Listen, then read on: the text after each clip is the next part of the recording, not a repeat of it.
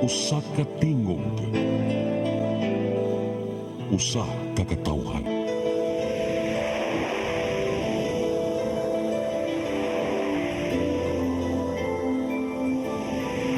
Cebu Catholic Television Network.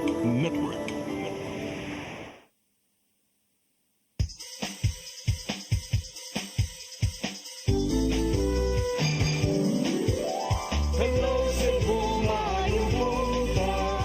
Nagsunta ang kahayag nga nagsulti sa matuod. Kadagan sa anghit ako. Hello Cebu, maayong buntag Pinoy.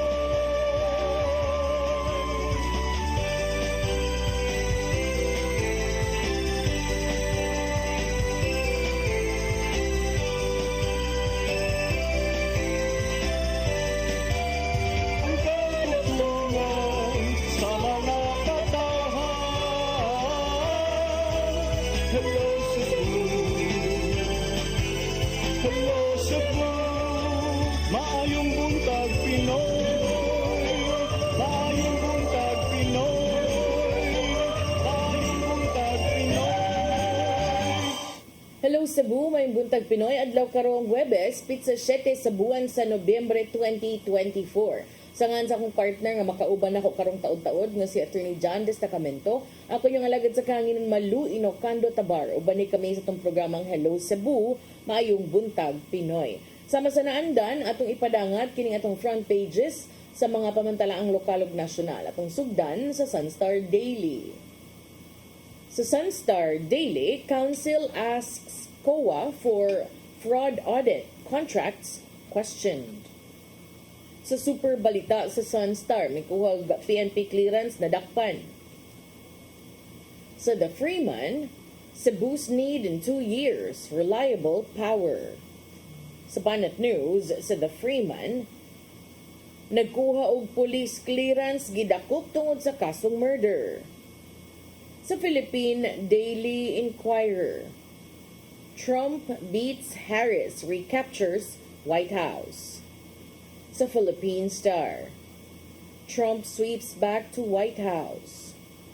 Sa Manila Bulletin, Trump prevails. Ug sa Tempo, mystery solved. Mao gatong front pages sa mga pamantalaang lokal ug nasyonal. Nining tungura ato sang dawaton kining atong latest weather update. Ikas pag-asa Mactan, Sir Jomar Aclarino. Good morning. Yes ma'am, good morning sa tanan o sa atong tanan tigpaminaw kini itong latest weather update karong adlaw. Ang bagyong Marcy padayon kini naghulga sa may northern mainland ng Cagayan, Babuyan Islands ug as of 4 AM ganihang buntag, ang sentro naa na sa 200 kilometers silangan sa may Apari, Cagayan ug maximum sustained winds na 155 kilometers per hour duol sa sentro. Ang gustiness kini moabot sa 190 kilometers per hour. Kini nagkaroon sa direksyon sa kasadpan, amihan ng kasadpan sa gipaspasto na 15 kilometers per hour. Sa atong track og intensity forecast unyang alas 2 sa hapon na kini sa coastal waters sa may sataan ng Cagayan ug under gihapon kini sa typhoon category. Samtang naay mga tropical cyclone wind signals na ka-raise sa probinsya o lalawigan sa Luzon, signal number 4 ang northern portion of mainland Cagayan kasama ang Babuyan Islands ug ang northeastern portion of Apayao. Signal number 3 sa southern portion of Batanes, lakip na ang bambahin sa Cagayan, rest of Apayao, Ilocos Norte ug ang northern portion of Abra. Ug naapod mga signal number 2 ug 1 sa mga probinsya o lalawigan sa Luzon ug kini malugara makasinati kini na mga kusog na hangin dala sa bagyong Marce. So expected na maglandfall o mo-traverse sa Babuyan Islands or diri sa amihan ng bahin sa mainland Cagayan, Ilocos Norte ug Apayao or magpaduol kaayo ang sentro karong hapon hangtod na sa ugma sa buntag. Makagawas ang bagyong Marcy sa atong Philippine Area of Responsibility sa ugma sa gabi. Ug atong weather conditions sa Central Visayas, lakip na ang probinsya sa Cebu, makasinati generally fair weather, init ug medyo igang na panahon. Gawas ini na mga patak-patak na mga pag-ulan o kini mga localized thunderstorms. Hinay nga ito na sa kasarangan na hangin masinati sa Visayas ug ang kadagatan. Malinawon nga ito na sa kasarangan ang pagbalod. Temperatura sa Cebu 26 to 32 degrees Celsius. Haring adlaw mo salop alas 5:19 sa hapon o ang dagat mo taob unya alas 3:16 sa hapon. Philippine Standard Time alas 8 8 sa buntag gikan diri sa Mactan, Pag-asa Visayas, DOST, Jomar Clarino. Sir Jomar. Yes ma'am, good morning. Yeah, good morning, sir. Gawas aning Marcy, sir. Doon na pabatay laing na sigpatan nga nagpaingon sab dinhi sa ato ang Philippine Area of Responsibility nga weather disturbance.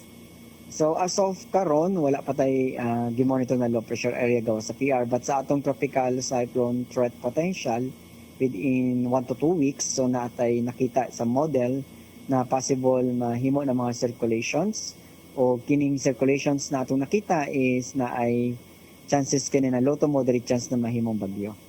Okay. Thank you, Sir Jomar. Good morning ninyo des Pag-asa Mactan. Ay sa kayo ma'am, dagi salamat, good morning.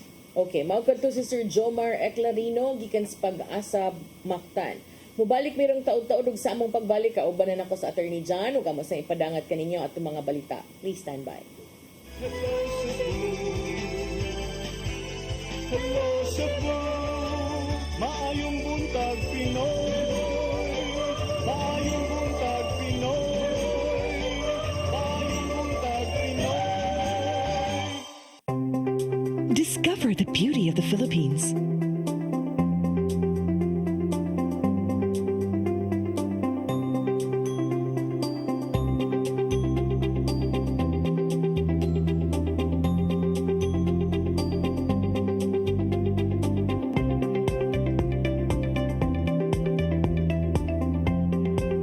With Philippine Airlines, the country's flag carrier.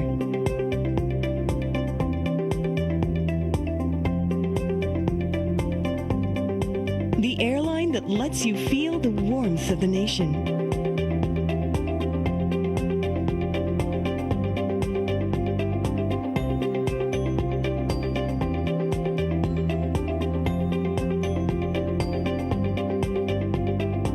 Mabuhay.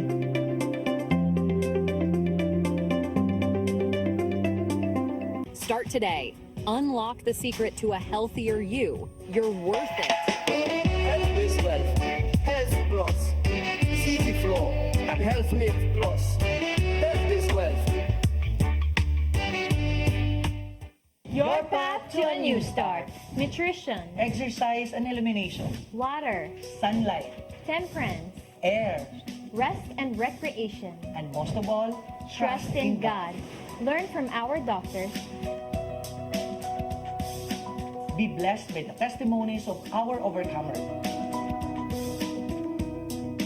Ang inyong programa, Alam sa may sakit, walay sakit, ug dili ganahan magkasakit. Ozone Med Wellness Clinic New Start. Napapanood every Saturday 8 to 9 a.m. Og ang replay airing matag Miyerkules 1:00 hangtod 2:00 sa hapon.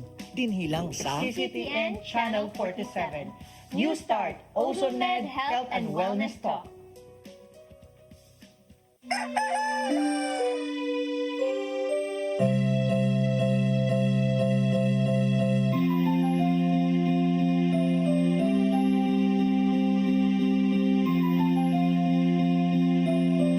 Wala na dita ma! Palod ma! sorry ma'am na late ko. Nagita pa mong gusto para internet sa kong anak ma'am. Ay, wala na yung problema. Pag-sinisibo. Sinisibo, sinisibo. For your internet connection, And for the signal of your cable TV. so fast and straight that transmission to your home. Sinisibo. Sinisibo, Sinisibo. offers you to have fiber optics. For your viewing experience, perfect and clear so fast. So great and affordable for you to enjoy. Sinisibo. Cine Cebu Television Network Incorporated offers fiber to the home broadband internet bundled with fiber to the home cable TV connection. Cine Cebu Television Network Incorporated with its operation in Metro Cebu and the whole province of Cebu soon. And affordable for you to enjoy. Sinisibo.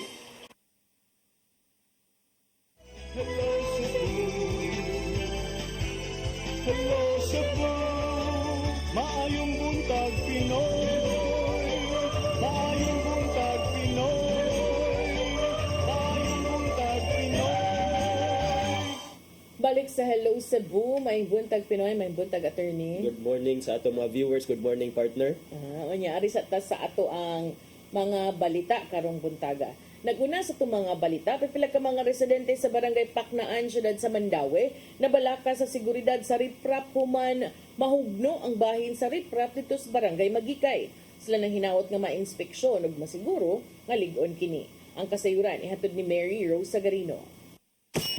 Nagpadayon ang pagtrabaho sa grip wrap wall sa may bahin sa 6.5 site sa barangay Paknaan, syudad sa Mandaue. Nabalaka ang pipila ka mga residente sa kalidad sa maong grip wrap. Kinisubay na sa pagkahugno sa bahin sa grip wrap sa barangay Magikay ni aging simana. Ang kontraktor sa DPWH at sa grip wrap sa Magikay ang Zelgrich Trading and Construction Corporation mausab ang nagtrabaho sa grip wrap sa barangay Paknaan. Ang grip wrap sa Magikay ug Paknaan kabahin sa 6,900 linear meters nga flood control project nga gipatuman sa DPWH sa Butuan River o gipunduhan pinaagi ni Congresswoman Imari Lolay Papuano Dizon. Matod sa residente nga sobra ra kataas ang grip wrap sa Paknaan nga nabalaka nga adunay maigo kung mahugno kini. Pangutana nila nganong gibutangan pa og sobra kataas nga grip wrap wall nga aduna na may grip wrap sa ubos nga unang nahimo.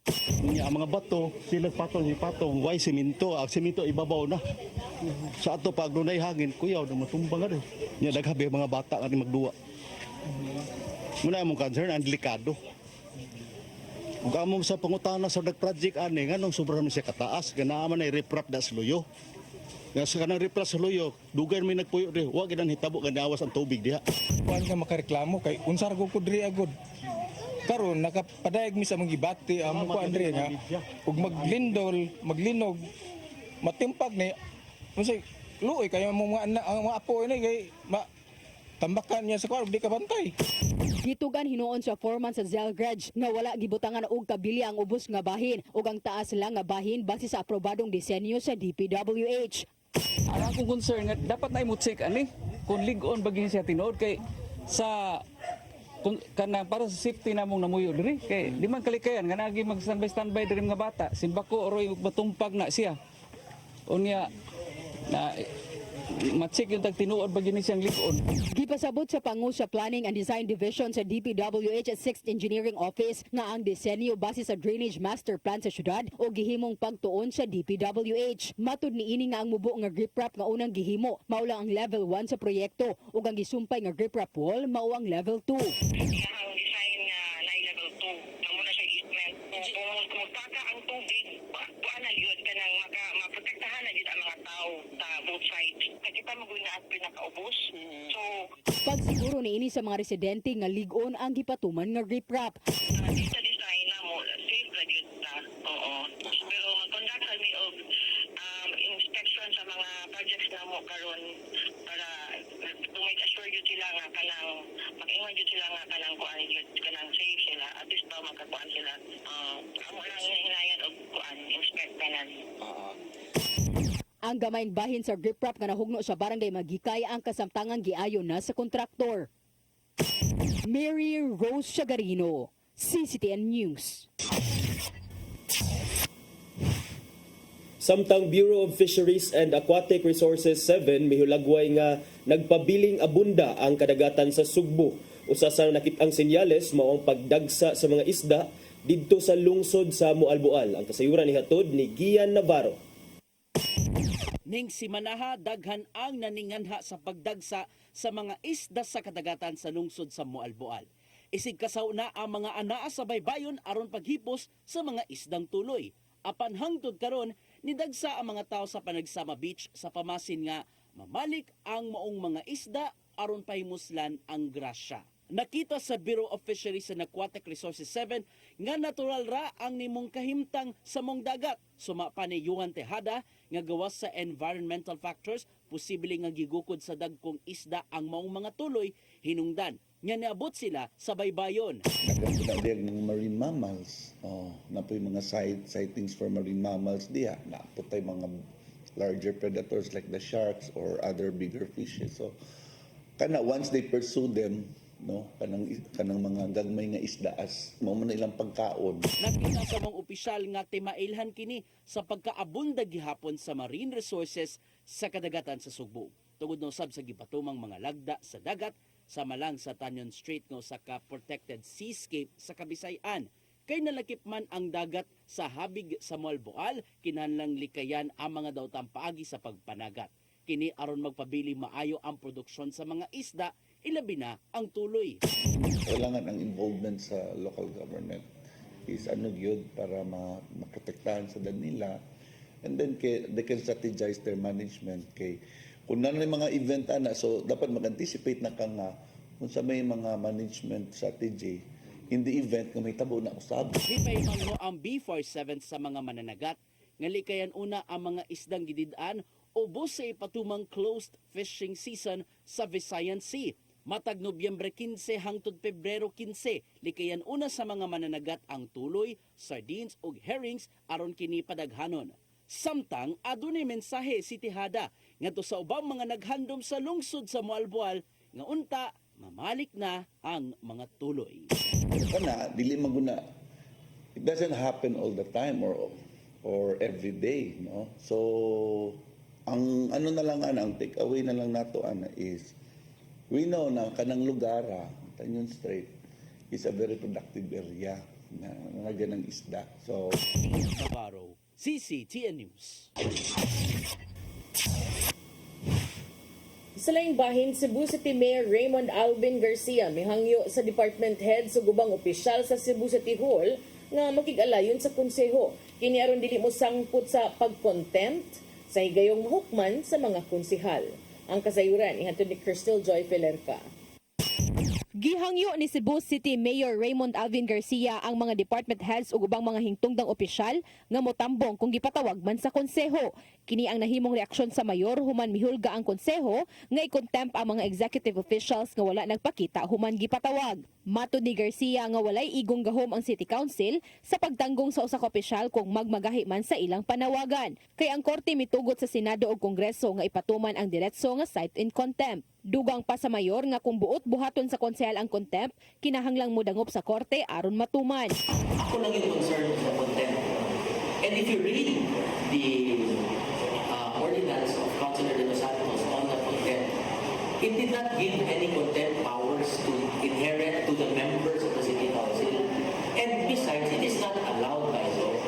Maong ipasalig si Garcia nga makigalayon sa mga kauban niya sa executive ngadto sa konseho. Pasabot ni ini nga kung nataymingan nga ang department head nga gipatawag adunay gitrabaho, magpadala na lang sila og representative. Kini aron madali na ang ilang gihimo nga trabaho, isip ti mailhan sa pagtinabangay sa isig ka opisyal.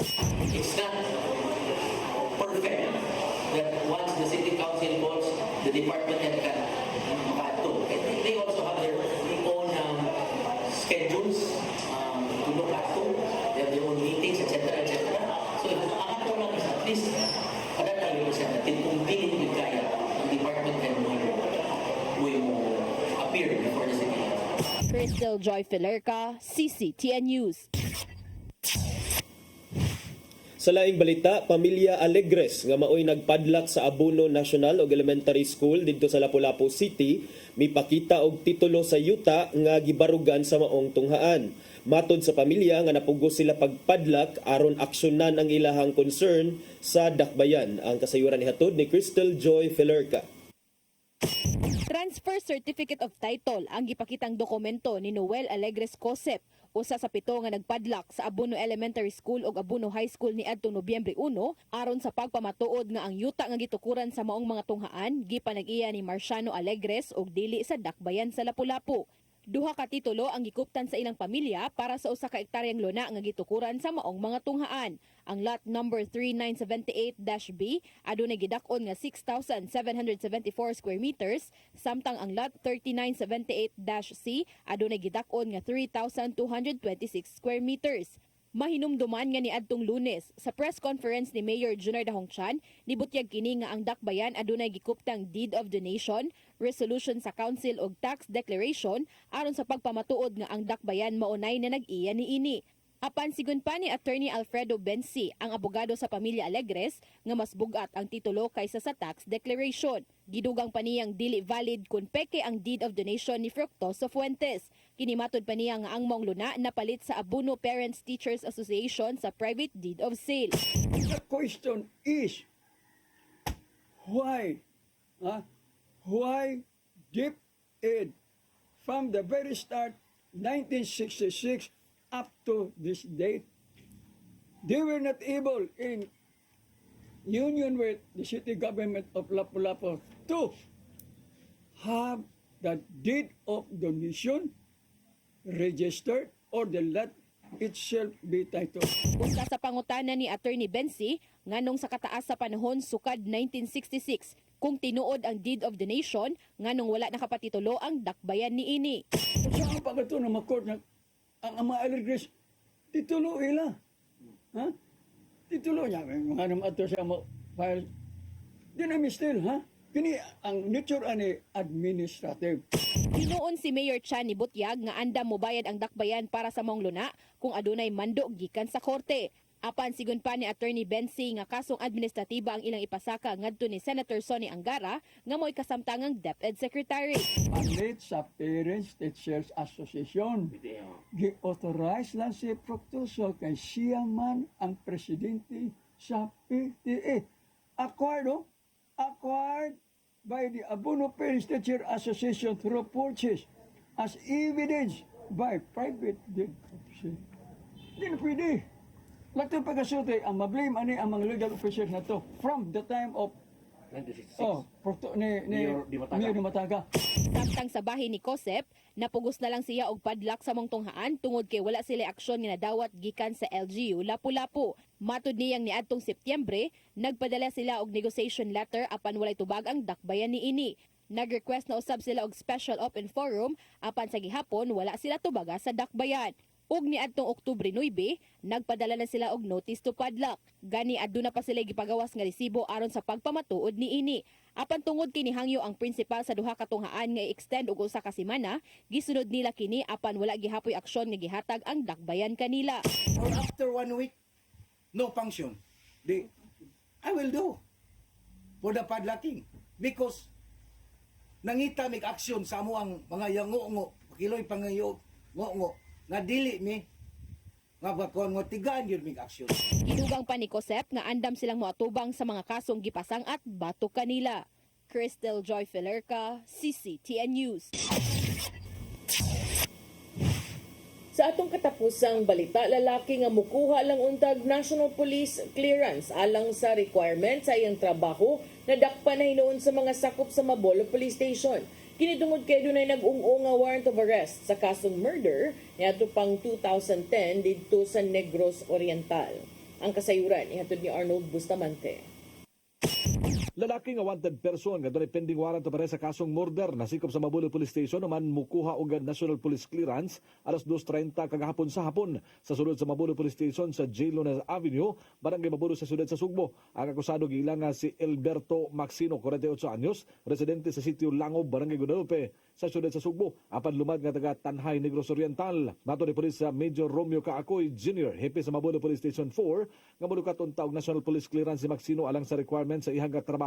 Apan migawas sa system nga naa ni pending warrant of arrest sa kasong murder. Si Judge Candelario Gonzales, ang presiding judge sa Regional Trial Court 7 Branch 45 sa Dakbayan sa Bais, mao inisyu sa warrant of arrest ni Maxino pinitsahan nito pang Enero 19, 2010 nga walay gitugot nga piyansa ang korte. Wala magtuo ang akusado nga nalutsan di siya warrant of arrest sa korte. Sanglit na himo niya ang krimen nito pang 2009 dito silang lugar sa Bais. Kasamtangan nga gibalhog sa temporary custodial facility sa Mabolo Police Station si Maxino. Ni pasabot si Kaakoy nga ang ilahag National Police Clearance konektado na kini sa ilahag system sa e-warrant. Diin tanan nga mga pinangita nga dunay mga warrant of arrest mahimo na nga makita kung ang usa ka akusado bulukat og police clearance. Arnold Bustamante, CCTN News. Mao kadto mga balita nga nahipo sa mga kaubanan sa CCTN News and Public Affairs Team. Ito nakita kagapon sa mga balita sa Sairi 47. Muragdaghan naman siguro na disgrasya na aning digitalization sa kapulisan, attorney, no? Oo, okay. Wa nagdahom unya na ano di ay. So, na di lang pangan sa listahan. Oh, kay mas paspas na siya tungod sa nationwide na nga kanang pag-upload or encode guro sa mga kuan. Data. Okay. Yeah, unya mo break sa mi. Inigbalik niya. Inigbalik si attorney lang sa kay naka alas 9, you know. Lain sa kay mo ingon ko 8:50 lang ko niya kanang Biyaan na ako siya kalit ba na? Napay palusot. Pero magtinatagbalik ninyo ugma.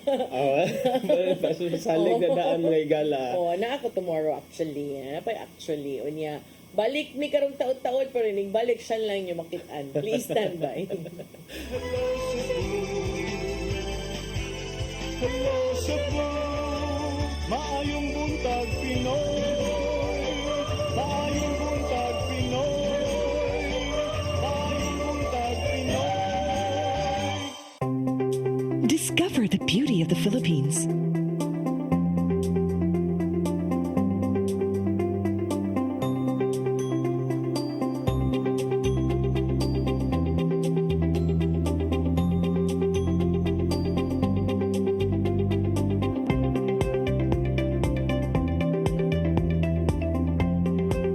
With Philippine Airlines, the country's flag carrier.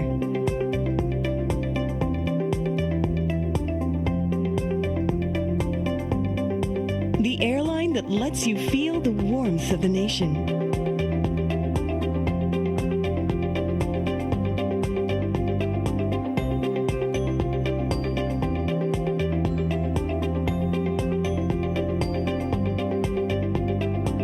Mabuhay.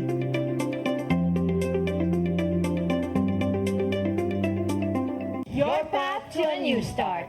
Nutrition, Exercise and elimination. water, Sunlight. temperance, Air. rest and recreation. And most of all, Trust in God. Learn from our doctors. Be blessed by the testimonies of our overcomer. Ang inyong programa, Alam sa may sakit, walay sakit, ug dili ganahan magkasakit. Ozone Med Wellness Clinic New Start. Mapapanood every Saturday 8 to 9 Og a.m. ang replay airing matag Miyerkules 1:00 hangtod 2:00 sa hapon. Dinhilang sa CCTN Channel 47. New Start, Ozone Med Health and Wellness Talk. Start today. Unlock the secret to a healthier you. You're worth it. Health is wealth. Health Plus. CV Flow and Health Mix Plus. Health is wealth.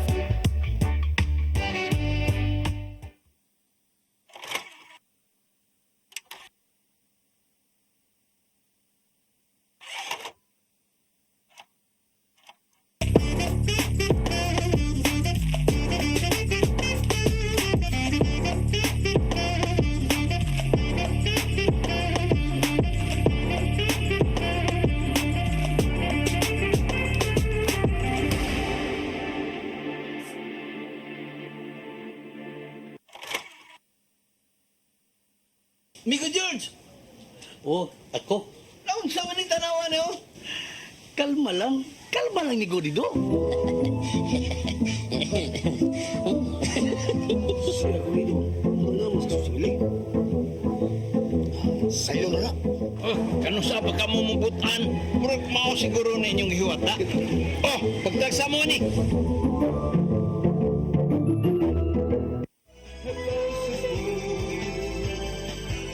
Hello Cebu, maayong buntag Pinoy. Maayong buntag Pinoy. Maayong buntag Pinoy. Balik ta sa Hello Cebu, maing buntag Pinoy. Arita sa tong pagisgot-hisgot mga kahigalaan. So, kagahapon, officially na gyud nga gideclare si Mr. Donald Trump nga maoy nakadaog sa recently concluded nga piniliay pagka-presidente didto sa Estados Unidos. Gipildi ni Trump si Kamala Harris aron pagbalik sa liderato didto sa Amerika, diin mauni si nahimo nga si Trump, nahimo ni siya nga second only in history nga makahimo ni ining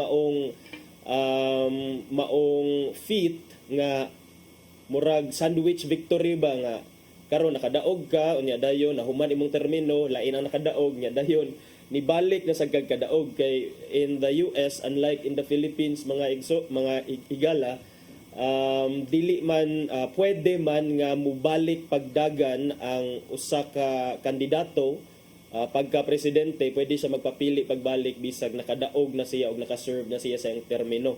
diri sa atoa kay dili man kay ato ang batakang balaod wala man isugot ni ana nga pwede tambalik. But didto Donald Trump nakadaog US presidential election, iyang gipildi si Kamala Harris nga gihulagway sa mga political analyst nga stunning political comeback that will send shockwaves across the world. Gihulagway sa dinila nga polarizing gito siya nga pagkadaugan ni Trump nga kandidato sa Republican Party kay grabe man to ang ilahang kining kampanya, most hostile campaign in modern US history, kay daghan ang mga naagian nga mga issue ni Trump before siya makadaog. Kay first dunay criminal conviction siya, and then ikaduha ato to mahinumduman nga murag 2 months ago man siguro to nga hapit siya matay kay dunay attempt to assassinate him while he was delivering a speech somewhere in one of the states in the US. Nya duna say warning gikan sa iyang former chief of staff that Mr. Trump is a quote-unquote fascist. So matod ni Trump dito sa iyang victory party sa Florida nga it's a political victory that our country has never seen before. Nya si Vice President Kamala Harris pod sa iyang bahin nga mi enter ni siya sa presidential race adtong July, human si Presidente Joe Biden mi drop out sa contest for presidency. Ang iyahang campaign highlighted Trump's inflammatory messaging and use of openly racist and sexist tropes. Pero murag wala ra magyapoy effect kay in the end si Trump ra magyapon ang nakadaog. And it seems to me that the United States mga higala is not yet ready for a female president. Ang diri sa atoa nakatilaw na tag si Cory, si Presidente Gloria Arroyo. We have had 2 former female presidents here in the Philippines, but dito dunay duha nga ni attempt. Primero si Hillary Clinton nga mausay kasangka ni Trump 2 elections ago, wherein si Trump ang nakadaog niya. Karon si Kamala Harris na pod, who is a woman, who is a female aspirant, pero still wala gyapon siya nakadaog. So ang kining giingon nga apocalyptic warnings about immigration and championing of isolationism found their mark with voters battered by the post-COVID economy and eager for a change from the Biden years.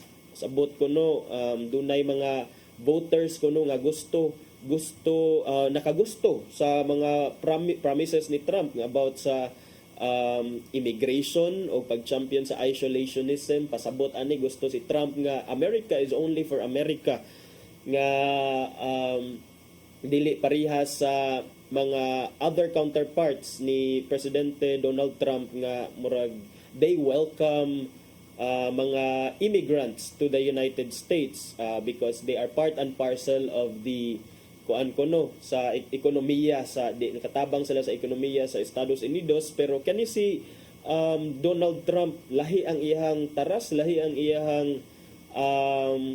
iyahang stand when it comes to immigration. Kay atong hinumduman gani sa una, nakaani ni siya og pagbatikos gikan sa mga silingang dapit gikan sa Mexico. Ang mga Mexicans kay duol na sa ang border sa ang southern border sa United States, Mexico naman na siya. So nakaani siya og mga pagsaway gikan sa various mga kampo because of his statements about iyang immigration and migration policies. So pero nonetheless nakadaog lang gihapon. So according to some political analysts, ang kato ko ng mga undecided kagahapon, it appeared nga murag nakadaog sila sa or ilang gipili si Trump instead nga si Kamala Harris katong mga undecided kay doon na may kunoy mga daghang undecided pa sa panahon nga nagpapili, but eventually ang ilang gipili was si Donald Trump. So grabe ang epekto sa kadaugan ni Trump in terms of strength sa dollar. Kay kagahapon ni surge ang value sa dollar niya. Ang Bitcoin sad hit a record high while most equity markets advanced, with traders betting on victory for Trump as the results rolled in. Pero matud pa nga kini ko nung mga kuan, Sir Ferds, mangayo niya ko tissue paper lang kadayo, sir. So but matud pa sa uban nga this is just the beginning. Most likely what lies ahead kuno kay ang kining giingon nga kuan turmoil kuno that will come ahead for the presidency ni Donald Trump. So ato ning tan-awon mga higala kung unsaon niya isang putanan aning presidency ni Donald Trump. Pero kagahapon murag i-congratulate na to ni Duterte si Trump man siguro. Congratulates Trump. Nagpaabot sa iyang congratulatory message. Ambot if that was a new bag-o to nga balita or daan. Murag daan man siguro to nga balita kay ako madumduman when Trump won in during the administration of Duterte, murag iya man tong gi-congratulate si Donald Trump. But right now, ako ring gi-google, murag dili dahil siguro to recent ang balita nga ni congratulate siya. Maybe that was from the first elections ni sa US kato nakada first win ni Donald Trump as US President. So tan-aw nato kung unsay impact ani sa ato considering inana ang mga panglantaw ang perspective ni Donald Trump, and then si Presidente Bongbong Marcos atong dumduman nga ang iyaha mas duol siya ang iya mga palisiya sa US kaysa ubang mga nasod nga atong tawgon og superpowers. Unlike ni Presidente Duterte sa una nga murag iyahang willing siya nga mo sever or mo cut og ties with the US nya dayon much closer ang ato ang relationship with China.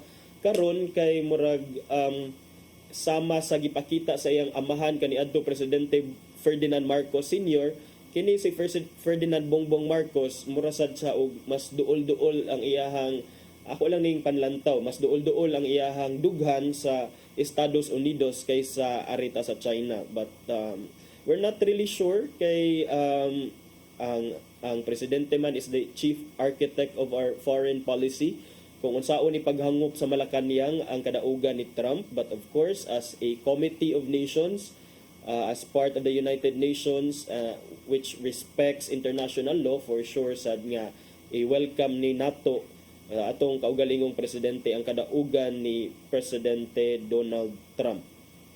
Okay.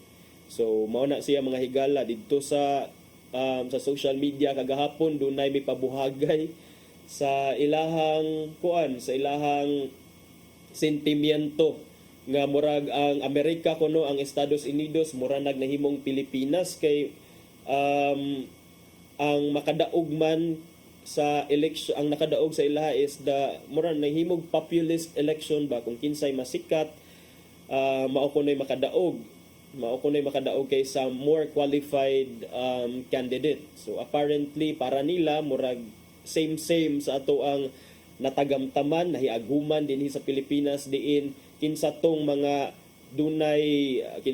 popular candidates bisan pa og walay takos or igo nga qualifications para pagdagan anang mga nahisgutan nga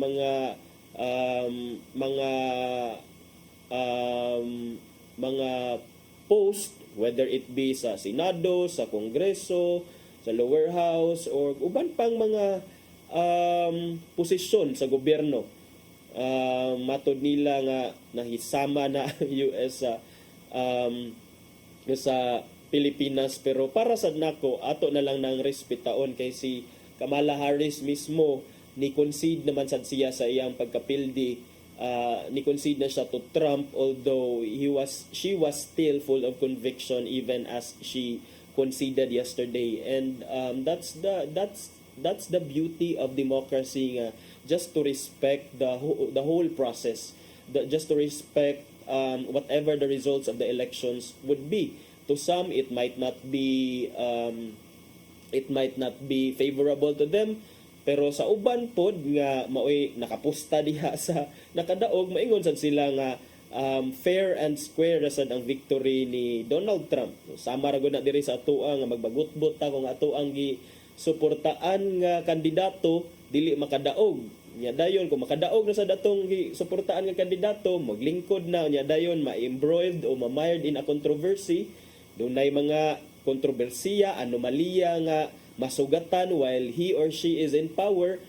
Magpakahilo mo naman sa ning uban ng mga supporters, ay sa una lunod patay kaayo, but kung panahon nga nagatubang na og kontrobersiya ang ilahang mga manok, wala na, murag dili na suportado ang ilahang kuan, ang ilahang kandidato. So atong makita sad nga well, all of these things, these are part of democratic system of government nga ang kung unsa man joy nahilatid sa balaod kung as to how a president is elected, then we should follow that and we should respect that.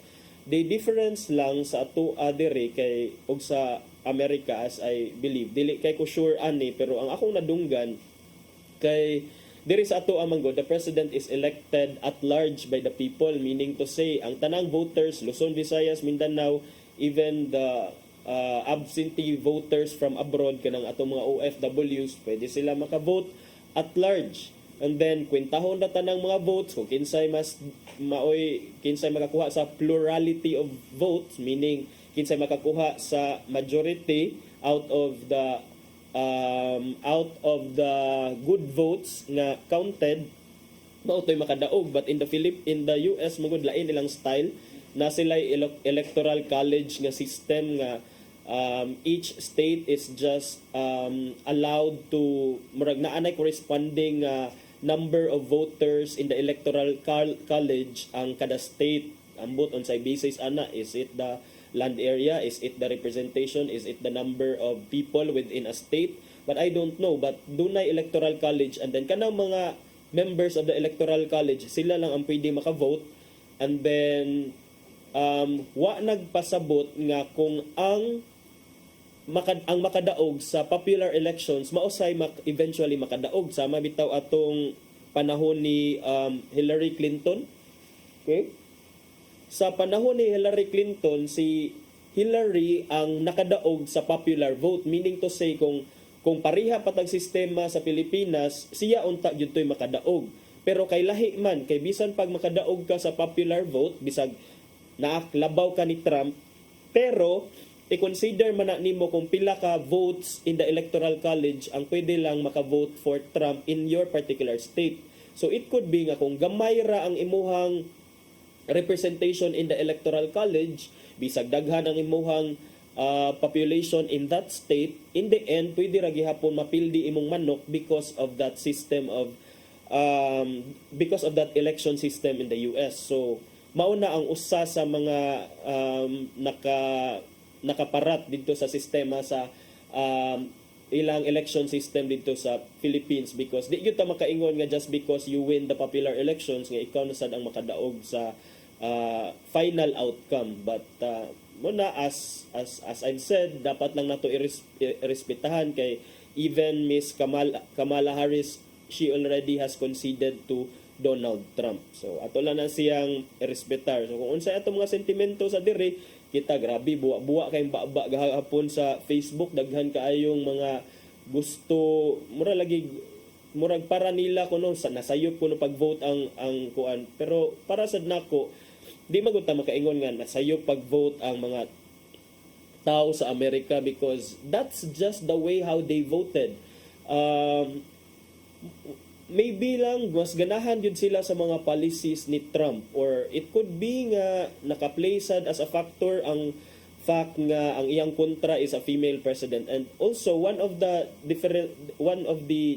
distinctions between the US and the Philippine system of electoral system kay ang didto magud sa ilaha kay kuan ra sila duha ra ka parties, but diri sa atoa kay multi-party system, so pwede daghan ang mo dagan pagka presidente.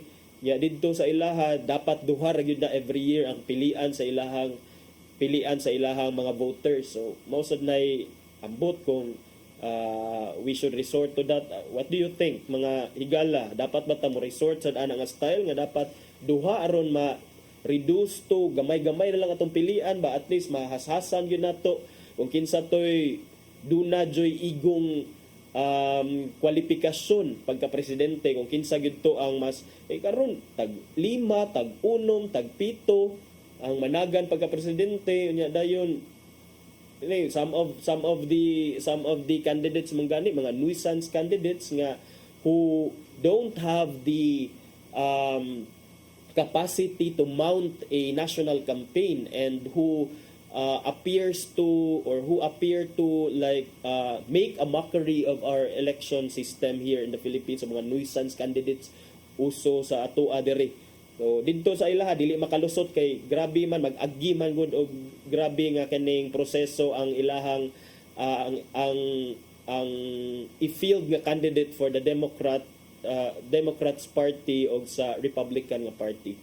So mao na siya mga higala ang nakadiferensya. So ato na lang sigurong respetaran ang Voice of America nga ila jung gipili si Mr. Donald Trump nga maoy ikapila man ni si Donald Trump. Ika 47. Si Donald Trump, by the way, quick nga Google, si Harris has 226 electoral votes. Si Trump dunay 295 electoral votes. Pero for this time around, si Trump also was the eventual winner in the popular votes. Nakakuha siya 50.9%. Kung mga over 72 million American voters voted for Mr. Trump as opposed to 47.6% or about 67 million American voters who voted for Kamala Harris. Si Donald Trump, mauni siya ang ikapila man ni siya. So, tanaw na to kung ikapila ni si Donald Trump kay ang akong nabasahan nga trivia man gud gahapon kay ikaduha ra siya ni katong President Glover ba to? Historical bitan-aw na to mga higala kung unsa toy mga facts nga kapila to si well anyway, so basta duha pa lang ka presidente ang nakahimo ana nga feat nga murag sandwich victory, si Mr. Donald Trump og sometime in the 1800s murag Gover something like that. So mao na ang resulta sa piniliay sa Estados Unidos mga higala, daog si Mr. Donald Trump as against Vice President Kamala Harris. Arita sa lokal nga mga issues mga higala, nakabasa ko balita kagahapon sa Philippine Star nga ang gamiton kuno sa LTO pagprint sa ilahang mga car registration documents, bond paper na lang kuno, dili kuno katong security paper nga maoy na andan mga higala. Kay ang rason ani ang National Printing Office or NPO missed its security paper delivery. Wala kuno na deliver sa supplier sa security paper nga may gamiton sa pagprint anang mga certificates of registration sa mga auto, sa mga vehicles diha sa Land Transportation Office. Si LTO Chief Vigor Mendoza may pasabot nga ila pang dawaton ang delivery gikan sa government suppliers kay following delays. Grabe ang delay. Matod niya, we run out of security paper. We're waiting for delivery from our government supplier. It is already delayed. Muna ang giingon kagapon ni Mendoza sa report sa Philippine Star. Ang National Printing Office has committed to delivering the needed supply this week. So hopefully dili ma-further delay kanang mga security paper, kanang mga supply sa security paper. Otherwise kay murag unsa na ning LTO wa naman ni magkadimao, usahay mag-issue lang og kining mga papel, i-print lang sa katong walay wala sila katubitaw sa kuan gyud katong sinaw nga papel or katong card gyud ang ihatag. There was a time kay na-delay sad to sa una kay ang supplier lagi it had something to do with the supplier sa pagprint sa mga papers niya. Dahil karon na sad, the agency ordered its offices to print temporary registration certificates using A4 bond paper if there is a shortage of security paper. The temporary certificates matud pa will be considered valid for all legal purposes. So valid hinuon siya pero naara nimo kung ikaw makaingon ka na unsa naman ng Pilipinas o nga bond paper naman lang ang iprintan sa mga temporary registration certificates. But for now, sa katong mga matumngan ani, katong recently lang nag-purchase sa ilahang mga sakyanan o muglukat or mo-renew sa ilang certificate of registration, maybe OR or CR, expect na lang mo nga ang inyong dawaton sa mga, I don't know ha, there is ato akong doon na pa ba igong supply, but mauni ang giingon nga LTO man, LTO national man. So this could be a nationwide problem from Manila up until sa mga satellite offices and mga regional offices. So if ever man gani mag-renew mo sa inyong mga license, sa inyong mga certificates, ORCR sa inyong mga sakyanan, ayaw mo kahibong nga ang inyong madawat is the ORs, ang A4 nga bond paper nga giprintan kay so far wala pa nadawat sa National Printing Office ang delivery sa supplies nga maoy kining kuan nga maoy gamiton pagprint sa mga certificates of registration. Unya napupos naman atong oras karon, so ato na lang tan-awon ang giandam ni Tatay Dodong Limchua nga pulong o kinabuhi.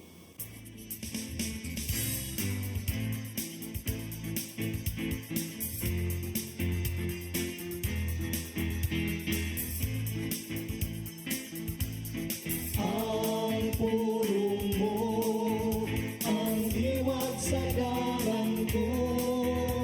Matag binuhan, bisan gani ang nagsunod kang Kristo, matubang gayon o mga unos sa kinabuhi. Kini mo ang mga storms of correction, storms of perfection, storms of direction, storms of reflection, and storms of affection. Sa makadaghan nga gayon, kita dili makasabot kung ngano miyabot ka nato kining matangas sa kasakit o kalisdanan. Sa Ecclesiastes 8:17 nagingon, apan dili ka gayon makatugkad sa gibuhat sa Dios. Bisan unsaon nimo paninguha, dili nimo masayran kini. Ang tao maglisod gayon pagtugkad sa mga pagi sa Ginoo. Kay ang una-una sa Ginoo mas labaw kaysa una-una sa tao.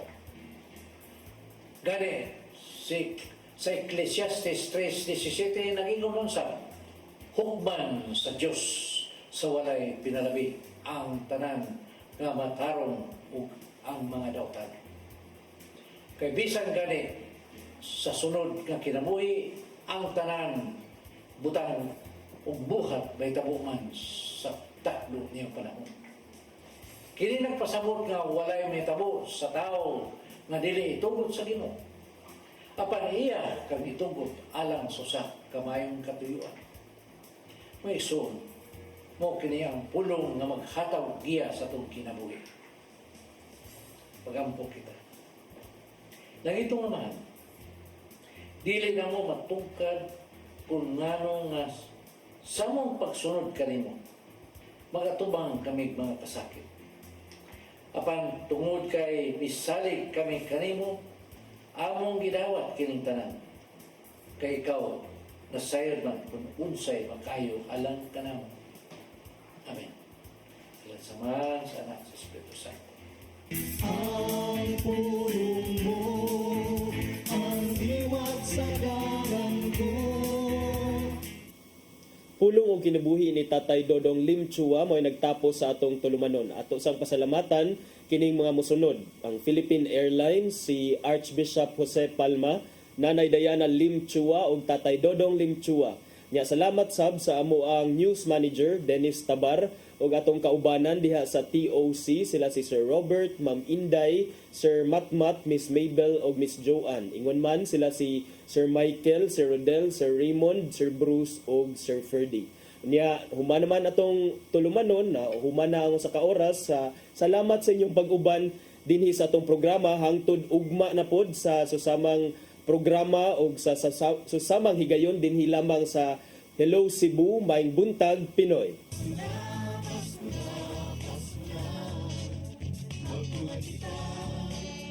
Sa